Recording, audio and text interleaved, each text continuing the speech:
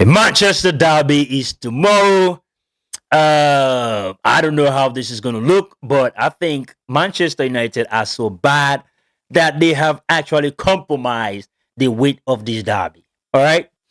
So, I mean, the team now in Manchester is actually Manchester City. They were the noisy neighbors, but it seemed like they have traded places with Manchester United. So maybe Manchester United are the noisy neighbors right now, and they are in the basement. Okay, they're in the basement right now. The glory, glory, Man United days are far gone. Now it is all Manchester City. But a derby is a derby. All right, these are big teams. If you play with some level of determination and pride, you can pull off a result. It is highly likely. It is possible. But Manchester United, I don't think they have what it takes. Maybe there are some intangibles that are going to play into this.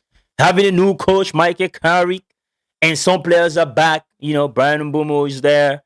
They've got players from injury like Mason Mount, Harry Maguire, of course, Bruno Fernandes. He's been playing. So who knows? There might be some extra motivation, like I said. But I think Manchester City just, despite a long list of injuries, right? I just think they're the better team. If you look at just the quality, I think they're better. I'm not saying that is the reason why they will win, because it takes more than quality sometimes for you to win a match, right? It takes a whole lot. Just your level of determination. Like, I just don't want to lose this game, and just be willing to be all over the place, giving you 110%, 150%, and the outcome can be different. But Manchester City have a lot of injuries, and you can understand why. Pep Guardiola went out there and got Simeone and now Margay, because that injury list is terrible, right? Vladiol is out, Stones is out, and those are really good defenders. And other players like who Savino is out. Who else? Let me go through the list. Kovacic is out, of course. Mamouche perhaps will be back because Egypt was knocked out of the AFCON. Oscar Bob is out. Diaz is out. Nico Gonzalez is out. Yeah, but I still think they have. I mean, defensively, I think is a problem.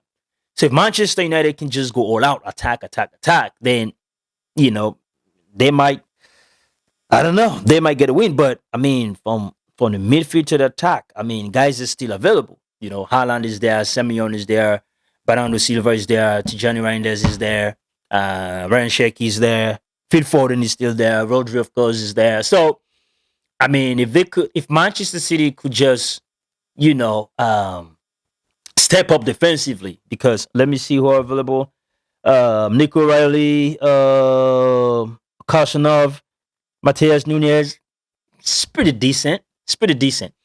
But if you're home at Old Trafford, Manchester United, and then you've got those guys back, then come on, you have to step up. And Arsenal, definitely counting on you guys. I'm just gonna skip through to prediction. I'm not really necessarily gonna predict the 11 because it's kind of chaotic, right? And we know, Pep is gonna take the Pep's approach. Now for Carrick is, again, it's a new coach. We don't know what he has, his approach to games or whatever the case might be. But we have seen him moved from that three center backs. So obviously, we saw the 4-2-3-1.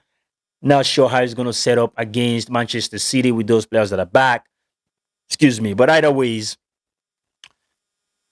it's going to be possession based for Manchester City all day long.